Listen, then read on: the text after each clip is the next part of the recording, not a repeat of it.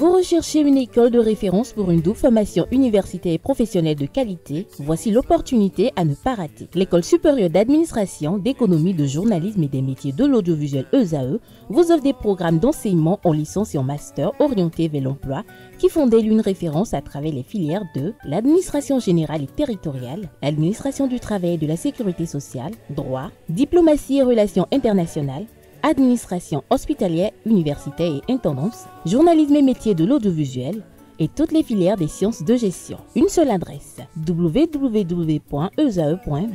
Rendez-vous dès maintenant sur nos campus ESAE Bedjromende au numéro 90 93 65 21 ou au numéro 98 98 14 00. Paracourt sur le numéro 52 46 12 12. Aboumé-Calavi au numéro 52 88 44 44. Akpakpa au numéro 52 88 33 33. ESAE, l'excellence a un nom.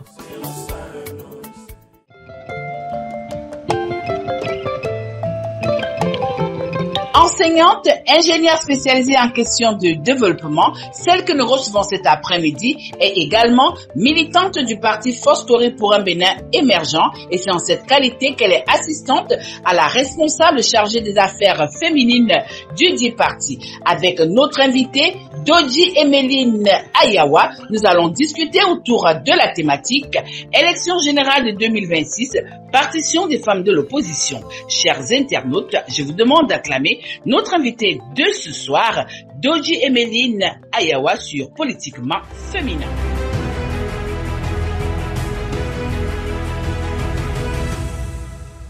Bon après-midi, chers internautes, vous êtes sur ESAE Télévision, c'est votre émission du samedi Politiquement Féminin, cette émission qui donne la parole aux femmes, toutes catégories confondues. Cet après-midi, nous recevons pour vous Dodji Emeline Ayawa. Elle est enseignante, membre du parti Foscori pour un Bénin émergent. Élection générale 2026, la partition des femmes de l'opposition, c'est la thématique de ce samedi. Bonsoir. Bonsoir. Alors, dites-nous un peu, vous avez suivi votre présentation, est-ce que ça va? Oui, ça va. On n'a rien oublié? Rien du tout. Vous voulez ajouter quelque chose? Non, ça peut aller. Alors, l'entretien, ce sera avec moi. Et tout à l'heure, comme vous êtes un hôte de marque, parce que nos invités de marque ont toujours droit à quelque chose de spécial, d'ici à là, on viendra vous servir cette chose spéciale. Là, ça va? D'accord. Alors, dites-nous un peu, actualité oblige, c'est le mois de mars, comme on dit communément, c'est le mois dédié à la femme. Alors, mars, pour vous, c'est quoi? Oui, mars, pour moi, c'est un mois vraiment, comme vous le dites, dédié à l'émancipation de la femme. C'est un mois en réalité de grande réflexion. C'est un mois où toutes les femmes devraient en réalité se réunir autour des questions qui devraient les apporter, les amener du moins à leur propre épanouissement. Ce mois, nous avons eu la grâce de constater que les questions qui sont souvent évoquées pour le mois de mars recours à des fêtes. Mais en réalité, le mois de mars n'est pas un mois de fête. C'est un mois qui devait rappeler à la femme son importance dans sa vie de famille, dans son quartier, dans sa population et pour sa patrie. Donc le mois de mars, pour nous, c'est un mois où toutes les questions qui devraient tourner autour de la femme devraient tourner des voies et moyens pour amener la femme à son propre épanouissement, son émancipation. Oui, mais pourquoi attendre le mois de mars pour célébrer? C'est la même qui a donné la vie, c'est la même qui est souvent appelée la mère de l'humanité. Oui, nous célébrons la femme tous les jours. Oui. Mais on a pris particulièrement le mois de mars pour lui accorder beaucoup plus d'importance. Sinon, tous les jours, la femme est célébrée. En tant que femme politique, est-ce que ce mois de mars a une connotation particulière pour vous? Oui, ce mois de mars a une connotation particulière pour moi parce que c'est l'occasion, en dehors des autres mois ou des autres jours où on n'arrive vraiment pas à se voir, on se rappelle au moins de ce mois de mars qui devrait nous faire nous retrouver et à l'occasion discuter entre nous, se faire des formations pour pouvoir nous permettre de nous aguerrir davantage pour jouer le rôle que la nature nous a incombé. Alors justement, en parlant de cette célébration de la journée du 8 mars, nous avons vu du côté de Grand Popo où vous, les femmes du parti Foscori pour le Bénin émergent, à l'occasion de cette célébration, vous avez réaffirmé votre engagement à votre leader. J'ai nommé le secrétaire général du parti, Paul Ompé. Pourquoi avoir attendu le 8 mars? Est-ce que vous doutiez vous-même de l'engagement que vous avez envers votre parti? Non, nous ne doutions pas de l'engagement que nous avons. Nos femmes des Foscori du Bénin émergent, nous sommes tous les jours dans nos engagements, dans nos petites activités entre nous. Mais on a choisi particulièrement le 8 mars pour pouvoir se retrouver. C'est une occasion où toutes les femmes savent que à cet instant, elles doivent pouvoir se libérer pour cette occasion. Il y a des gens qui ont quitté le nord bien profond et qui ont dû faire plus d'une journée de route avant de pouvoir être là. Donc, on ne peut pas demander à ces femmes-là d'être là tous les jours. Celles-là, par exemple, sont obligées de travailler chacun à son niveau et dans son coin. Et c'est à cette occasion où on sait que tout le monde est contraint à cause de cette journée ou de ce mois qui est spécial à la femme, de libérer ses activités, ses préoccupations particulières pour pouvoir se donner à ça. Alors, votre engagement envers votre secrétaire général en tant que femme, votre secrétaire national exécutif, en tant que femme des Foscori pour un Bénin émergent, comment est-ce que vous le quantifiez? Ce n'est pas quantifiable. Ah oui? Ah oui. Les femmes de la Foscori pour un Bénin émergent sont tellement engagés parce que ces derniers temps, ils nous ont fait vraiment grâce de plusieurs formations pour nous aguerrir davantage.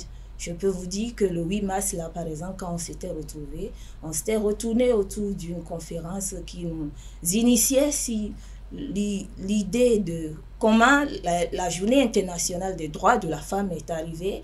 Ensuite, ils nous ont aidé aussi à comprendre une idée des questions d'éligibilité de la femme aujourd'hui et des pièces qu'elle devrait apprêter à temps, déjà pour en son temps ne pas être en marge des bonnes choses.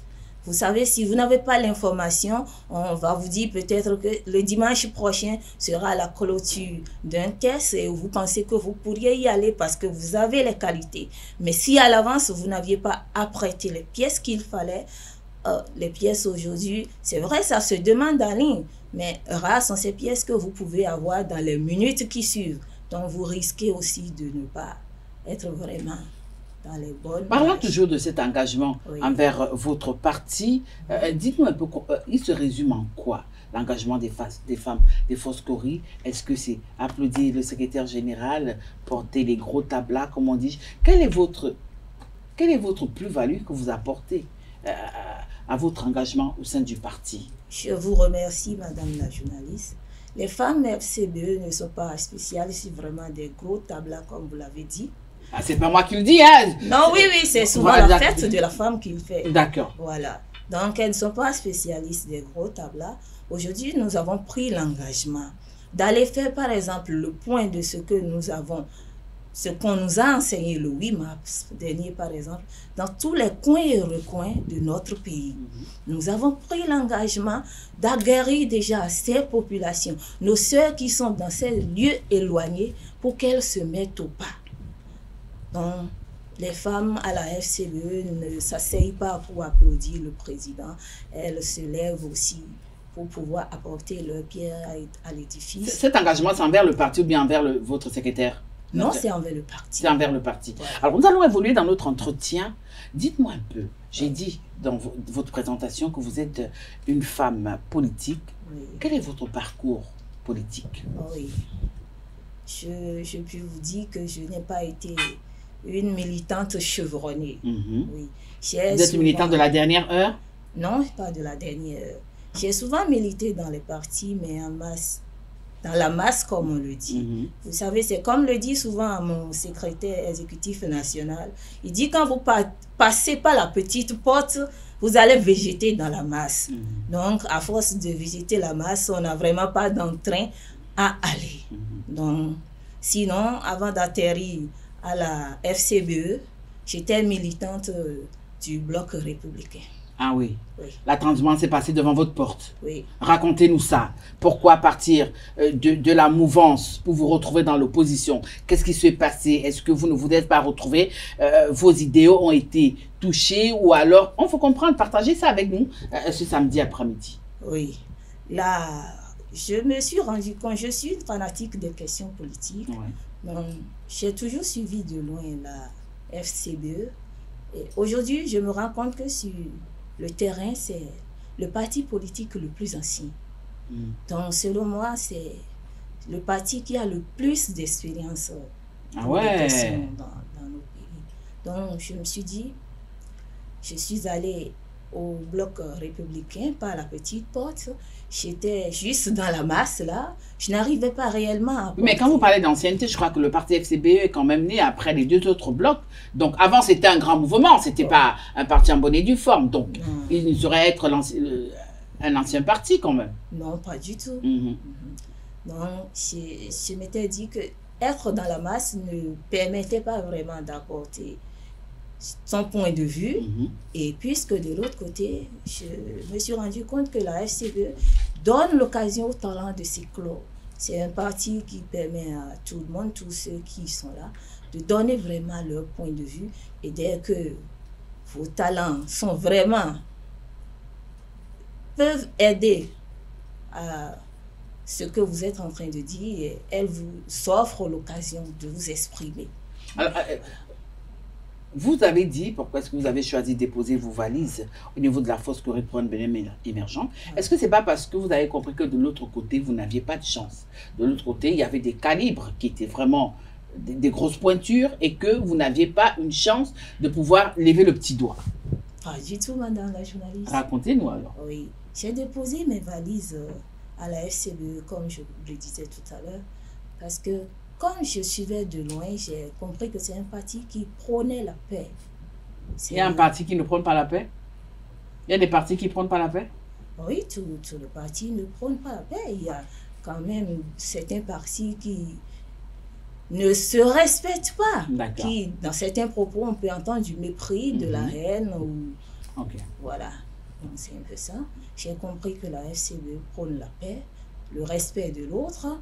Il vous donne l'opportunité de pouvoir parler quand même, quelle que soit votre position. Et je me suis dit, fort de ces expériences, c'est un parti qui peut assurer la transhumance. Donc c'est comme ça. Après que j'ai mis fin avec mes relations au bloc républicain, j'ai eu un ami qui m'a parlé de l'expérience de la FCBE. C'est un professeur d'université. Alors je me suis rapprochée. Je me suis dit, je ferai l'expérience. Je suis allée et le premier jour déjà, je crois que j'avais eu un accueil à la hauteur. Et de vos attentes? Voilà. C'était une standing ovation? Pardon? Vous avez été acclamée comme la femme que vous êtes? Non, non, non. Comme cette Amazone politique que vous êtes? Je n'ai pas été acclamée plutôt. J'ai eu la chance de discuter avec les leaders. J'ai eu la chance d'avoir une idée de leurs idéaux et que j'ai épousé. Et voilà, j'ai déposé mes valises. Tout à l'heure, on parlait un peu de l'engagement des femmes dans le parti. Vous, Dodje Méline Ayawa, quel est votre engagement, vous, envers le parti Force Corée pour un Bénin émergent? Est-ce que c'est un short engagement? C'est-à-dire qu'une fois que vous n'allez pas trouver ce que vous voulez, vous allez faire comme vous avez fait la dernière fois, à partir d'une chaise A pour vous retrouver à une chaise B. Maintenant, est-ce que cette chaise B-là, vous allez l'abandonner pour chercher une chaise C?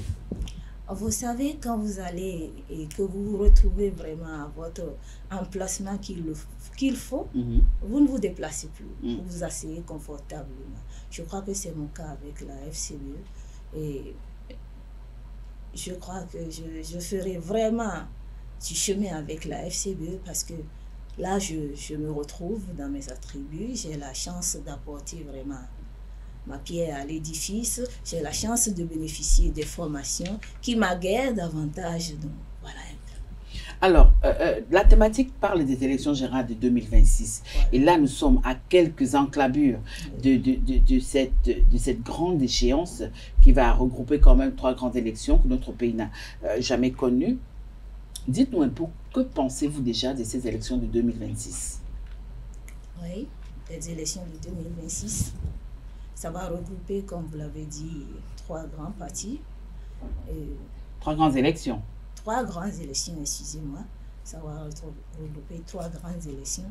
Déjà, nous attendons et nous espérons avec impatience que tout ce qui devrait être mis comme logistique à l'organisation de ces élections soit apprêté d'ici là, et pour que les choses se passent bien, parce que pour que les élections soient, il faut que la logistique soit mise en place, et il faut que les questions d'électeurs, tout ceci soit réglé pour que les choses se passent normalement. En tant que femme de l'opposition, opposition veut dire critiquer les actions du chef de l'État, les actions du gouvernement, que pensez-vous de ce que le gouvernement fait à l'endroit des femmes?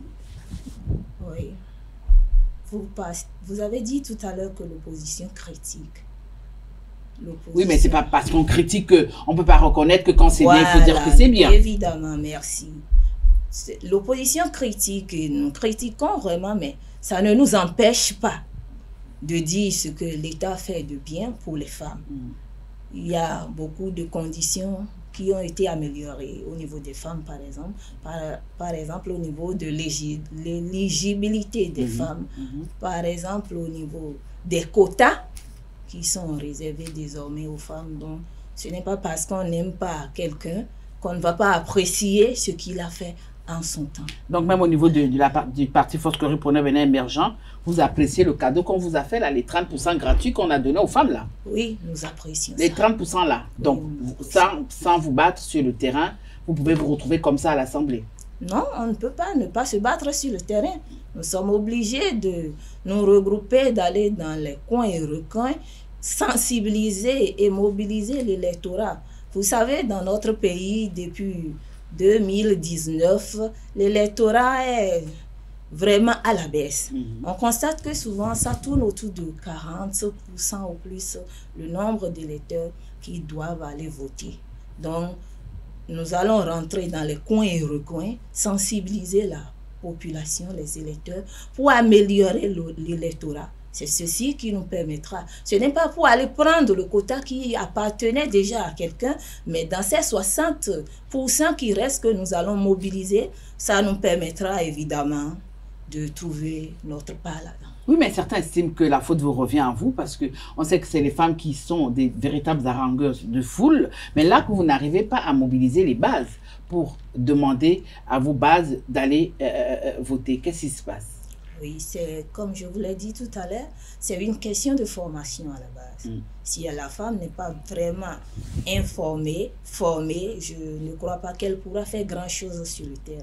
Aujourd'hui, nous avons eu la chance de recevoir des formations et d'aller assister nos sœurs qui ne comprennent pas français, de pouvoir le leur expliquer dans leur propre langue pour qu'elles puissent être ces représentantes dans ces coins les plus éloignés de chez nous. Aujourd'hui, nous avons quand même deux grands partis de l'opposition, c'est-à-dire la Foscori pour un Bénin émergent et le parti Les Démocrates. Pourquoi c'est difficile pour vous, les femmes de l'opposition, de vous mettre ensemble dans un seul et même creuset?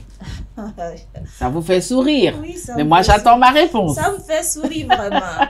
L'opposition est autant plurielle, la mouvance est plurielle également. Ce n'est pas un seul. Donc, vous ne parlez pas au nom de la mouvance. Non, vous parlez au nom de l'opposition. Je parle au nom de l'opposition. D'accord. Je suis en train de dire par là que si les idéaux sont les mêmes, pourquoi ne pas faire un seul parti politique?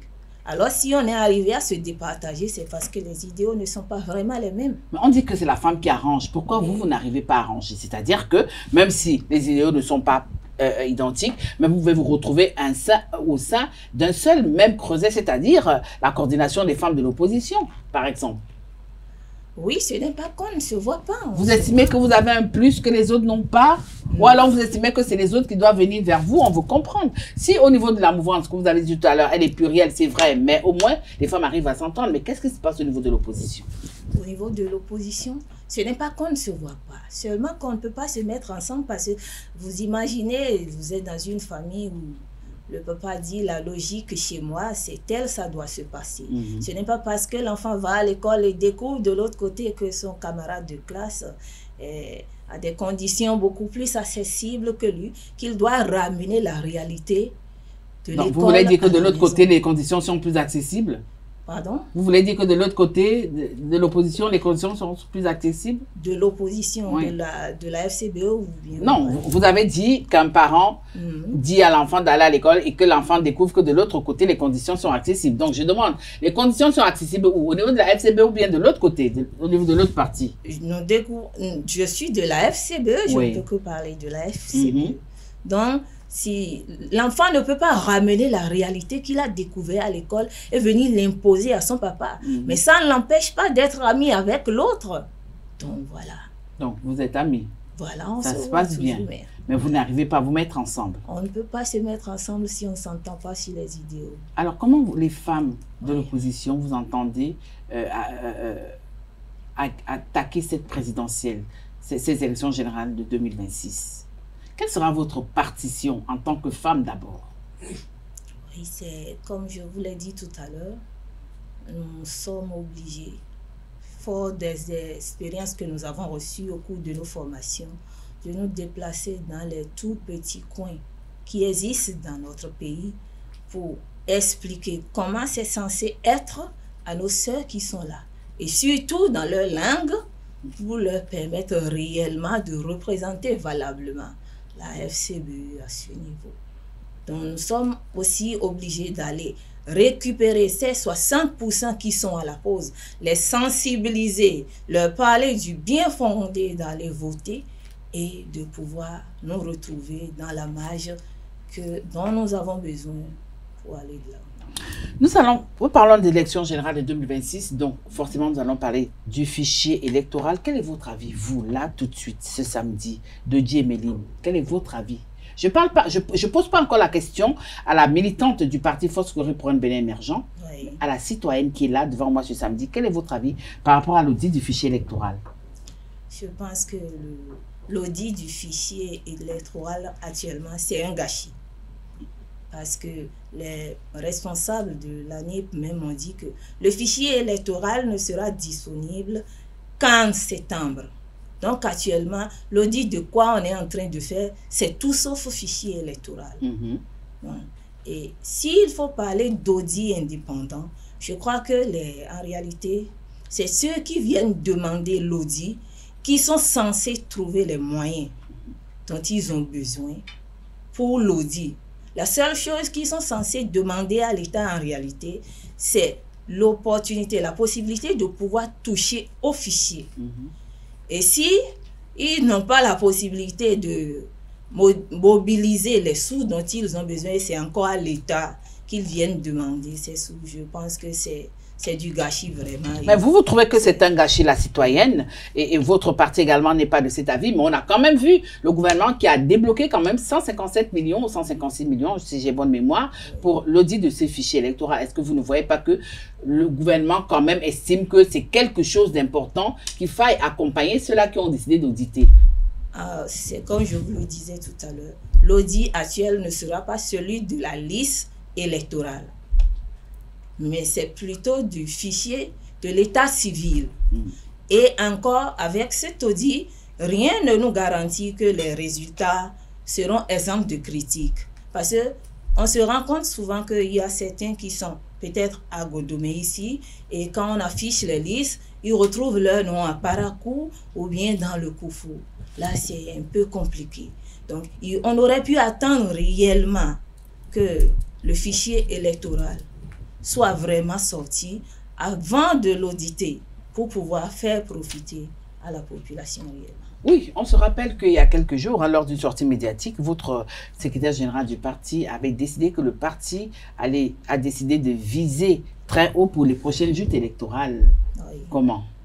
Toujours dans les sensibilisations? Oui, toujours dans les sensibilisations. Nous avons décidé, nous avons pris l'engagement. Ce n'est plus seulement les femmes, mais presque tous ceux qui composent la FCBE, la jeunesse étudiantine, la jeunesse en général, les vieux, tout le monde. Nous avons pris l'engagement d'aller récupérer cet électorat perdu, les 60% qui depuis 2019 n'ont plus vraiment réagi. Nous avons pris l'engagement d'aller récupérer électorat et nous sommes sûrs que nous irons au-delà des 30% pour pouvoir vraiment être dans la bataille. Dites-nous un peu, que pensez-vous de la femme béninoise aujourd'hui dans l'arène politique? Est-ce qu'elle continue d'être cette Amazone, comme les Amazones qu'on avait connues, Maître Marie Lesmedo, Claudine Apia-Viprudence, qui est la présidente de Renaissance Nationale, Maître Rosine Vieira Soglo, et j'en passe. Est-ce que vous, la génération actuelle, vous vous reconnaissez en ces dames-là? Oui.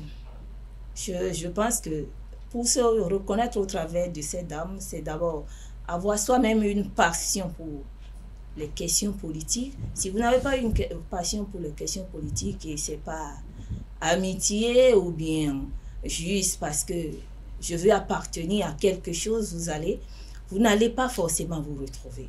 Donc, quand vous allez à la politique aujourd'hui, vous êtes obligé d'avoir des mentors, c'est-à-dire des gens sur lesquels vous êtes basé pour dire, tiens, je voudrais bien ressembler à ceci. Celui-ci, il est en train comment on dit, de m'aguerrir au travers de ses propos, de ses comportements, de son histoire. Et c'est comme ça que vraiment ça peut aller. Mais si aujourd'hui, on va à la politique juste pour les beaux yeux de quelqu'un, juste pour appartenir à un regroupement, je crois que c'est normal que de ces figures ne soient plus multiples de nos jours. Ne soient plus multiples. Avant de faire entrer les loups de cet après-midi, oui. On a suivi un peu la dernière sortie de votre secrétaire exécutif national, oui, qui a parlé d'aller chercher les parrainages pour les prochaines joutes électorales. Alors dites-nous, quand on sait quand même que votre parti connaît des zones de turbulence avec des pertes de conseillers à gauche et à droite, donc vous êtes prêt à aller commander les parrainages au niveau de la mouvance? Oui, nous sommes prêts à aller commander. Oui. Après avoir dit que vous êtes opposant, vous êtes maintenant prêt à aller vous mettre à genoux pour avoir des parrainages? La loi nous donne le droit d'aller supplier, demander des parrainages si le nombre de maires et de députés que nous avons pour le parrainage n'est vraiment pas suffisant. Donc c'est la loi même qui nous l'autorise. Et si la loi ne l'autorisait pas, vous allez faire comment? Si la loi ne nous autorisait pas, ça aurait été sûr que nous ne serons pas dans les bonnes marches. Voilà. Là, vous êtes sûr que vous allez concourir en 2026? Oui, nous sommes sûrs que nous allons concourir.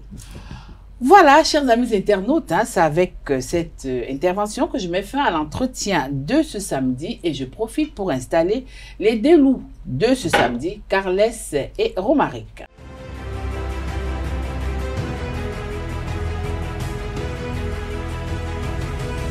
Ce samedi, chers internautes, c'est les loups qui sont installés. J'espère qu'ils ne vont pas dévorer notre invité. Rebonjour, Carles. Bonjour à toi. Après 2 ou 3 faux bons, tu es de retour à la maison. Comme tu le dis, mais ce n'était pas des faux bons. Ça démontre que les hommes et l'infidélité, c'est pas... Non, mais c'était juste des contraintes professionnelles qui m'ont éloigné de ce plateau. Romaric, bonsoir. Bonsoir à vous, Tatiana. Alors, je vous laisse avec Emeline. C'est un courrier. Vous savez ce que vaut le courrier dans la société africaine. C'est de l'argent, c'est le signe de la richesse. Voilà. Alors, elle est à vous. Bon, je laisse Carles Kitome tenter le décor. Merci. Je m'apprêtais déjà à prendre la parole. Madame Emeline Dodi, oui. Ayaba. Oui. Vous êtes du parti FCBE et vous avez fait un petit commentaire tout à l'heure au sujet de cette révision, sinon un audit de la liste électorale. Et je vous ai bien entendu. D'abord, je ne vous ai pas souhaité la bienvenue, mais je suis quand même ravi d'être en face de vous ce matin. Et je considère que si votre parti... Bon, je me demande si votre parti est vraiment de l'opposition ou de la mouvance. Ça peut paraître curieux, parce que votre prise de position, pour moi, ça apparaît comme un clash à l'opposition. Si on est vraiment de l'opposition, on peut ne pas être d'accord, on peut le dire, mais tel que vous l'avez fait, c'est que vous avez voulu ciseler complètement l'opposition. Est-ce que vous pensez que ils sont toujours prêts à vous accueillir au sein de cette opposition? Oui, nous sommes de l'opposition. Ils sont prêts à vous accueillir après ce clash-là? Vous êtes en politique, là? Nous sommes en politique. Il y a, comme je vous l'ai dit tout à l'heure, l'opposition est plurielle. Et nous ne sommes pas forcément obligés d'appartenir aux mêmes idéaux.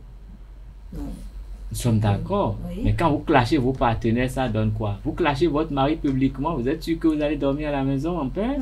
Je ne les ai pas clashés, je n'ai fait que donner mon point de vue par rapport à la question. De façon aussi cinglante? De façon sincère. Waouh! Cinglante, sincère. C'est un jeu de mots. Non, mais cela me permet tout de suite d'examiner un peu la situation de votre parti politique. Oui. Nous avons vu le score que vous réalisez depuis des années, ça ne fait que dégringoler, je vais dire, et au point où aujourd'hui votre parti n'est plus le plus fort de l'opposition, c'est plutôt une portion congrue.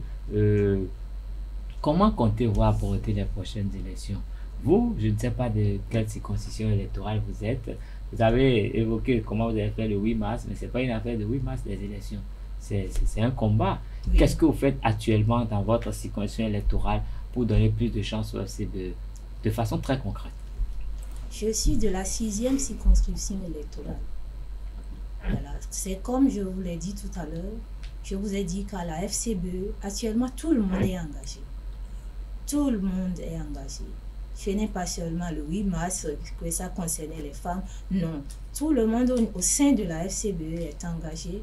Et comme j'avais eu à le dire plus haut, j'avais dit que nous avons constaté qu'en 2019, 100% des électeurs n'étaient plus vraiment. Non, je suis d'accord avec vous. Engagé comment? Ce n'est que des mots. Nous sommes engagés, oui, mais qu'est-ce que vous faites concrètement sur le terrain pour changer la donne? Sur le terrain aujourd'hui, vous pouvez voir les équipes de la FCBE dans les coins les plus reculés pour aller sensibiliser les populations sur l'obligation de suivre de près pour pouvoir entendre. Vos rassemblements ne sont pas perturbés, il n'y a pas d'interdiction de la police, du préfet, du maire? Non, il n'y a pas de rassemblement que nous faisons pour le moment, mais chaque équipe travaille à son niveau déjà, avec les membres qu'il a à son niveau.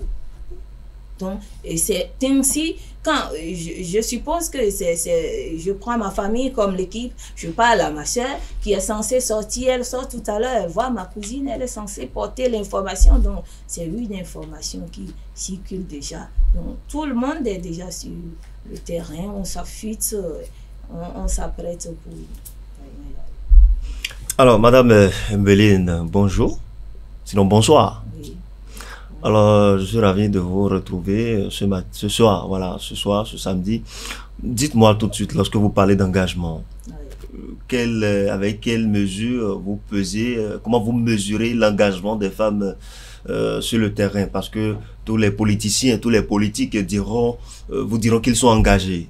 Aujourd'hui, on sait que votre parti fait de petites sorties. Si donc avant le 8 mars dernier, moi je n'avais plus retrouvé votre parti sur un terrain. C'est juste à cette date-là que je vois des images circuler montrant certaines femmes. Encore que ce n'est pas une grande majorité. Un certain nombre de femmes qui se sont déplacées à grands propos de part et d'autre pour quand même se montrer un peu. Toujours avec des foulards. Toujours avec des foulards, oui. Comment pensez-vous réellement que les gens sont engagés? Parce que engagé, c'est un mot, mais dans l'acte, dans l'action, qu'est-ce qui se fait? Je vous ai dit tout à l'heure qu'il y a des gens qui ont quitté les régions les plus éloignées, qui ont fait plus d'une journée de chemin avant d'être là. Donc on a jugé bon ramener chaque représentant des différentes communes que nous avons à notre niveau et pour qu'ils se retrouvent, discuter entre elles, se faire former, s'aguerrir davantage et retourner maintenant dans ces recoins, être le porte-parole de la FC. Mais est-ce qu'il s'agira pour ces personnes-là, pour ces femmes-là, tout simplement d'aller parler, d'aller utiliser le verbe et tout pour convaincre? Parce que vous savez que il ne s'agit pas, c'est pas une question de la politique en fait. Ce n'est pas les moyens. C'est les moyens. C'est les moyens, c'est l'argent. C'est l'argent. Tu as sorti le mot. Bah oui. Oui, je ne voulais pas sortir le mot pour ne pas paraître. Si tu le permets, qui a financé Grand Popo? C'est le parti. C'est une organisation de notre secrétaire exécutif national. Il a autant d'argent lui-même là. C'était pas un événement financé par le parti. Mais pourtant, vous avez droit au financement des partis politiques. Oui, je vais dire que c'était lui, la tête pensante, qui nous a vraiment honorés de cet événement. Et donc l'argent est venu de sa porte? Non, l'argent n'est pas venu de sa poche. D'accord. Oui. Moi, je vais poursuivre Kales Kitome avec mes questions. Aujourd'hui, lorsqu'on prend une circonscription électorale, à combien on peut estimer le pourcentage de militants, de sympathisants, de votants, de FCBE, parce qu'on sait ce que vous valez sur le terrain lorsque je fais une marche à reculons 2019, où c'est seulement dans le septentrion que votre parti a pu quand même s'octroyer, sinon avoir quelques sièges. Aujourd'hui, on ne sait pas si la popularité de quelqu'un qui aujourd'hui. Bon. Aujourd'hui, on est parti de 10% à 20%. Oui. Mais écoutez, ce ne sera pas une tâche facile, vous êtes d'accord avec moi? Du nord au sud, comment ça va se passer? Ce ne sera pas une tâche facile, comme vous l'avez dit, mais avec un engagement et avec foi. Non, je n'aime pas ce mot. L'engagement. Non, comment ça? Non, c'est son mot à elle. Laissez qu'elle puisse nous convaincre avec ce mot. D'accord. Utilisez le mot engagement. Je suis en train de dire par là, on a dit depuis 2019, la population sort seulement à 40% pour aller voter. La marge de 60% qui est sur le tapis et qui ne va pas voter est à éduquer, est à améliorer pour qu'elle soit vraiment maintenant en faveur de la FCBE. Vous pensez prendre combien de pourcentage dans ces 60%? Nous pensons... À côté du Bloc républicain, votre ancien partenaire, votre ancien ami, à côté de l'Union progressiste, le Renouveau, à côté de l'UDBN, à côté du Moël Bénin, qui sont tous des partis qui sont sur le terrain, qui travaillent au jour le jour. Ça dépend des encore partis. Que aujourd'hui, c'est le président Dr Bodiaï qui a pris le devant de les démocrates. Mais écoutez, vous avez de la matière. Ça dépend de comment chacun déploie ses capacités sur le terrain. D'accord. Parce que Bodiaï sera sur le terrain, vous n'irez pas ça. Le résultat nous donnera raison. D'accord. Non, mais je me rappelle, j'insiste, le président Ebodi, vous avez carrément dézingué la dernière fois parce que vous surfiez sur sa popularité, il est monté au créneau, il vous a mis carrément hors jeu et c'est dans cette sentiment que vous avez eu quelque chose. Aujourd'hui, il n'y a plus d'Ebodi avec vous, c'est clair. Vous comptez sur quoi? Vous comptez sur quoi? La FCBE compte sur quoi? Les 60%, est-ce que vous êtes sûr que quand ils vont revenir dans la danse, ce serait pour vous? Ce ne serait pas pour l'argent qu'ils vont recevoir? Ce ne serait pas pour telle chose? Moi, j'ai fait les élections au Bénin. Je sais qu'il y a beaucoup de facteurs. Est-ce que vous avez l'argent pour acheter les électeurs? Parce que les autres... Bon, c'est ça aussi la question. C'est ça sur le terrain. Il faut apprendre aux électeurs désormais qu'il ne faut pas aller voter pour quelqu'un juste parce que vous avez reçu de l'argent. Mais pour cela, il faudrait savoir pourquoi ils ne votent plus. Est-ce que vous avez fait le diagnostic pour savoir pourquoi ils ne votent plus? Parce que si vous n'avez pas la cause, vous allez déployer votre effort pour rien. Est-ce que vous êtes sûr que vous pouvez les ramener? Essayez de me convaincre. Nous sommes sûrs que nous allons les ramener. Et comment? Avec de l'argent? Non, pas de l'argent. Il faut apprendre désormais à éduquer à l'électorat que ce n'est pas l'argent qui conditionne le choix que vous deviez faire. Vous deviez épouser les idéaux de la personne. Vous devez tenir compte de son programme. Sinon, si vous vous levez seulement et vous le votez parce que c'est un proche, c'est un ami ou ceci, au fil du temps, vous constatez si que... le permet, je vais évoquer une question rapidement. Tout récemment, il a été adopté, il a été voté une loi sur la chefferie traditionnelle. Est-ce que vous ne voyez pas un danger par rapport à cette loi? Je vais vous faire une petite historique. Je me rappelle qu'avant 2016, quelqu'un s'était promené dans beaucoup de coups de roi, il est devenu président. Et après son départ, les rois ont été carrément ignorés, ils n'existaient plus. Et vers la fin, maintenant, on ramène les rois. Est-ce que vous êtes sûr que ce n'est pas un terrain? Une stratégie. Déjà que les gros électeurs sont presque embrigadés quelque part, les rois aussi, ils sont en train d'être cernés. Et que pensez-vous de cette loi? Est-ce qu'elle ne sera pas contre vous? Nous avons foi que nous ferons de notre maximum sur le terrain. Notre maximum. Nous ferons du maximum sur le terrain pour pouvoir vraiment avoir la majorité de notre côté. Les promesses politiques, les promesses de postes politiques qui ne viendront jamais après les élections. Parce que au-delà, à côté de l'argent, des moyens qu'un parti peut sortir ou vouloir galvaniser les électeurs, voilà, demander aux électeurs de sortir. Il y a les belles paroles. Il y a les belles paroles, il y a les promesses. Des marchés publics, à côté des marchés publics également. Vous n'avez pas les atouts.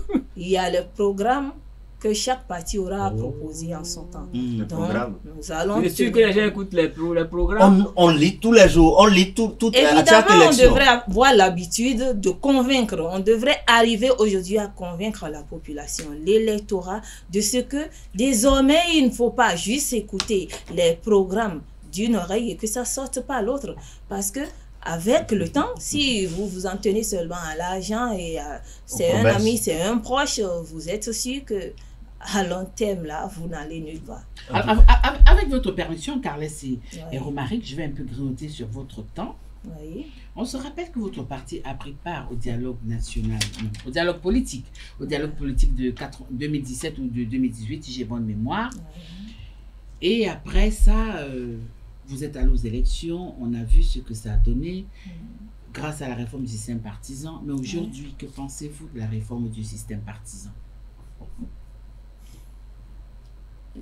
Vous avez dit tout à l'heure que nous étions allés aux élections en 2019 et c'était les résultats que ça a donné grâce aux réformes partisanes. Aujourd'hui, nous espérons que les nouvelles conditions qui sont mises aujourd'hui dans les lois électorales sont pour le moment. Pour le moment, c'est ce que l'État offre comme disposition pour pouvoir aller aux élections. Donc, ce n'est que sur ces nouvelles réalités que le parti pense s'asseoir. Maintenant, qu'est-ce que vous pensez de la réforme du système partisan en tant que femme politique? On a vu ce qui était, oui, c'est une bonne réforme, aujourd'hui chacun va reculant. C'est des questions qui se posent. Alors qu'est-ce que vous pensez de la réforme du système partisan aujourd'hui?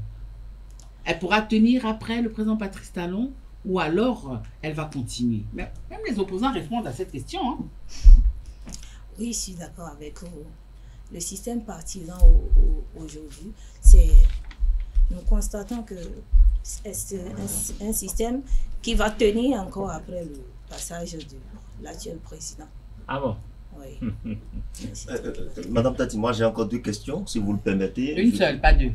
Une question pour vous, une question pour Carles. Vous n'allez pas discourir. Je mets les deux questions. Vous avez fait le comment dire, comment ça s'appelle? On va gagner du temps. Il Le n'a qu'à résumé. voir la Allez, question tout de suite. posez votre question. Oui. Quelle est votre attente aujourd'hui? Est-ce que vous avez d'ambition? Est-ce que là où vous êtes là, lorsqu'on va dire Madame Emeline, nous vous voulons en tant que postulante pour le poste de présidente de la République ou encore poste pour devenir député à l'Assemblée nationale. Est-ce que vous nourrissez cette ambition-là? Oui, c'est normal. Je vise haut. Pourquoi pas le Parlement? Mais ce serait l'arbitrage de mon parti. Si mon parti juge que je serais mieux loti pour les élections communales, volontiers, je l'accepte.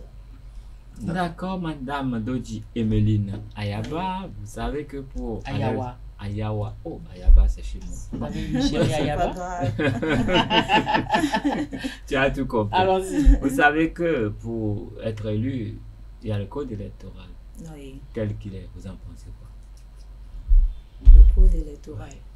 Aujourd'hui, c'est quelque chose qui facilite vraiment la vie aux différents partis politiques, tel que c'est actuellement. Ah oui? En ce moment-là? Oui. Ah oui? D'accord. Il facilite, mais vous n'avez pas pu avoir opinion, de député, hein? C'est pourquoi C'est votre opinion, hein? Non, Romaric, tu n'as pas la parole. C'est Carles qui parle. Non, mais bon, vous trouvez que c'est bien comme ça? Oui. Vous savez, à chaque saison, c'est réalité. Oui. Les réalités actuelles du code électoral, nous n'avons pas vraiment grand choix. Parce que quand vous n'avez pas le pouvoir de décision, vous ne pouvez pas influencer sur les choses. Mais non, ça ne vous empêche pas d'avoir une opinion, de trouver que oui, c'est amélioré, c'est pas bien. Bon, vous trouvez que c'est bon. Moi, je vous dis, je ne vais pas être d'accord. Non, j'ai dit tout à l'heure, oui. Vous n'avez pas le pouvoir de décision, vous ne pouvez pas apporter vraiment votre contribution à la chose. Donc, pour le moment, Nous avons nos points de vue, mais nous concédons à ce que l'équipe actuelle décide. Mais on n'entend pas beaucoup votre parti se prononcer sur Justement, le code électoral. Justement. Donc, vous estimez que les autres feront le travail On et ne vous connaît allez même venir pas l'angle pas d'opposition de votre parti votre par rapport au parti. code électoral. Comment vous critiquez le gouvernement, le FCBE, le parti FCBE? Quel est l'angle que ce parti-là aborde pour critiquer le gouvernement? Parce qu'en réalité, Non, je veux on même ne pas sent aller dans tous que les sens. LD. Par rapport au code électoral, on ne sait pas ce que vous pensez. Du coup, les opposants ont un point de vue, les mouvanciers, vous êtes tout. Nous ne sommes pas tous, nous sommes des opposants. Partout, Ce n'est pas pour un parce qu'on parti est politique, c'est... opposant Oui. que ce que l'autre fait et qui va pour le développement de la nature, de la patrie qui est commune à nous toutes, que nous ne devons pas l'apprécier.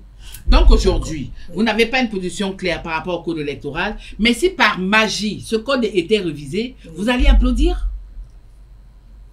Oui, si ce code était Donc les autres révisé, vont au charbon et vous vous croisez les bras, vous attendez. nous ne C'est ça croyons votre pas. politique aujourd'hui? Non, Parce qu'on ne veut pas faire mal à quelqu'un, on ne veut pas blesser quelqu'un, Nous on est peut-être amis avec... On va la laisser Nous s'exprimer. ne croisons du tout pas les bras. Mais vous faites quoi alors? Alors, vous La faites des FCBE. coulisses. Vous De faites là, on des va cou- vous soupçonner d'être de la mouvance. On n'est pas de la mouvance, nous sommes toujours de l'opposition, mais ça ne nous empêche pas de donner nos points de vue par rapport à Et ce sur le qui se fait sujet, dans il y la a pas- Justement, votre point de vue par rapport au code électoral, c'est lequel? À quel moment est-ce que vous avez pris position par rapport à ce code électoral? Vous vous contentez juste de dire, ce n'est pas impossible, nous allons y arriver, nous allons commander, nous allons aller rechercher les parrainages. Quelle est votre position exacte lorsqu'il s'agit du code électoral? Vous êtes pour la révision ou alors vous êtes pour le maintien? On veut comprendre. Mais on va inviter le secrétaire. Non, rien que ça. Hein. Vous êtes pour ou contre? Ou contre? Nous sommes pour la révision. D'accord. Vous êtes pour la révision? Non, je lui concède ça, mais j'ai une question. qui Une me toute tient dernière à et cœur. puis ce sera Oui, la qui fin. me tient à cœur. Oui. Depuis un certain temps, le débat, c'est le troisième mandat. Est-ce que vous avez peur du troisième mandat ou du nouveau premier mandat? Nous n'avons pas peur du troisième mandat, puisque l'élu même a donné sa parole. Et Il a le dit- nouveau premier mandat? Parce que quand les gens parlent de révision de ci et ça, et de nouvelle république, ça veut dire que vous pourrez avoir un nouveau premier mandat. Tant qu'il n'y a pas de révision de la Constitution. Non, nous il ne paraît que pouvons c'est pas. déjà acté. Les gens interprètent qu'il y a déjà une nouvelle république. Et En si tout tel cas- est le cas, il pourrait y avoir un nouveau premier mandat. Voilà. Tant que ce n'est pas effectif, nous ne nous prononcerons pas. Alors, dernière question, avant de mettre la clé sur le paillasson. Hein. Ouais. Non, Romaric, non. Permettez-moi de poser cette Non, question. Romaric, non, vous n'allez pas la poser. Nous Que- sommes quelle arrivés- est- Non, Romaric, vous D'accord. n'allez pas Il est la en poser. blanc, il aime la paix. Non, donc, on y va. c'est il pas va la peine. On y Alors, va. on a eu des ministres conseillers en ce moment. Qu'est-ce que vous pensez de ces ministres conseillers? Oui, les ministres conseillers, c'est l'équipe actuelle a supposé que en prenant peut-être ce titre, ça va beaucoup l'avantager. Donc, les ministres Et qu'est-ce que vous qui sont- pensez au niveau des forces Corée pour un Bénin émergent? C'est bien? Vous auriez aimé être ministre conseiller? Aujourd'hui, je crois que être ministre et conseiller à la fois, c'est comme si c'est accumuler deux postes. Est-ce que l'intéressé serait vraiment à la hauteur des deux postes? Ah, d'accord. Donc, vous trouvez ambigu? Oui. D'accord. Bon. Voilà. Merci, Carles. Merci. Merci, Romaric. Merci, Mais vraiment. avant de partir, hein, nous allons faire un petit exercice et je vais demander à Carles de nous faire le résumé de tout ce que vous avez dit ici. Ok, comme l'honneur me choix, Toujours. Madame Doji Emeline Ayawa. Heureusement que c'est Ayawa cette fois-ci. Vous êtes membre du parti FCBE Oui. et aujourd'hui nous avons échangé autour des élections générales de 2026, la partition des femmes de l'opposition. Vous avez pu nous dire que vous êtes parti du bloc républicain pour les FCBE parce que vous avez trouvé que ce parti répondait beaucoup plus à vos idéaux. Vous avez rencontré des gens et vous vous êtes installé, vous vous sentez à l'aise avec les FCBE et vous menez le combat. Évidemment. Vous vous préparez pour aller aux prochaines élections générales et au niveau de votre parti, le 8 mars, il y a eu un grand rassemblement qui a permis quand même de rassembler les femmes de toutes les communes pour les instruire par rapport aux préparatifs, tout ce qu'il faut apporter pour aller aux prochaines élections. Le code électoral, vous ne faites pas vraiment le combat, mais vous espérez qu'il pourra être changé à l'avantage de tout le monde. Oui. Et vous pensez que rien qu'avec votre engagement, vous pouvez changer la donne. Votre combat aujourd'hui, c'est de ramener les 60% de Béninois qui ont tourné dos au bureau de vote dans les urnes pour qu'ils puissent s'exprimer. Et votre espoir, c'est qu'en revenant dans les urnes, ils viennent pour faire votre bonheur, vous permettre d'avoir au moins 30% pour que vous puissiez encore parler très très fort. Vous estimez que le chef de l'État a dit qu'il n'y aura pas de troisième mandat. Oui. Et vous êtes sûr qu'après les prochaines élections, vous aurez vraiment droit au chapitre. Et vous souhaitez seulement que les autorités en charge de l'organisation de ces élections puissent mettre en place tout le dispositif nécessaire pour que ça puisse se faire. Et vous avez confirmé que l'audit du fichier électoral à cette étape est un gâchis. Oui. Ça pourrait être fait à une autre étape pour que ce soit vraiment efficient. Exactement. Le rendu est bon? Exact. Si je ne vous pose pas cette question, il va me tuer. Romaric voulait savoir c'est quoi les relations aujourd'hui entre le parti Foscori pour un Bénin émergent et le docteur Thomas Boliaï. C'est quoi les relations? C'est bon enfant ou alors c'est à reculons, c'est tendu? Non, nous n'avons pas de relation tendue. Nous appartenons tous à la même patrie. Donc, il n'y a pas de question que... Il n'y a pas de raison, du moins, que nous ayons des relations tendues. On est toujours entre nous, à part nos idéaux qui ne s'épousent pas. Par un moment, sur certaines questions, tout va bien. Votre mot de fin? Je vous remercie pour l'occasion que vous m'aviez accordée de m'exprimer ce soir. Je dis merci pour tout ce que vous faites pour la communauté béninoise et l'occasion que vous offrez à chacun de venir donner son apport, sa partition sur les questions en cours. Voilà, chers amis internautes, chers téléspectateurs, nous sommes arrivés à la fin de notre émission Politiquement Féminin de ce samedi. Nous avons reçu pour vous Dodji Emeline Ayawa. Elle est enseignante, ingénieure, membre du parti Foscori pour un Bénin émergent. Avec elle, nous avons discuté des élections générales de 2026, la partition des femmes de l'opposition. Au sortir de cette émission, je retiens que l'engagement des femmes du parti, ce n'est pas envers le secrétaire exécutif national, mais c'est plutôt envers le parti Foscori pour un Bénin émergent. Merci à notre invité, merci à Carles et à Romaric. On se retrouve le samedi prochain avec une autre invitée sur Politiquement Féminin. Restez toujours ESAE Télévision, la meilleure des web TV.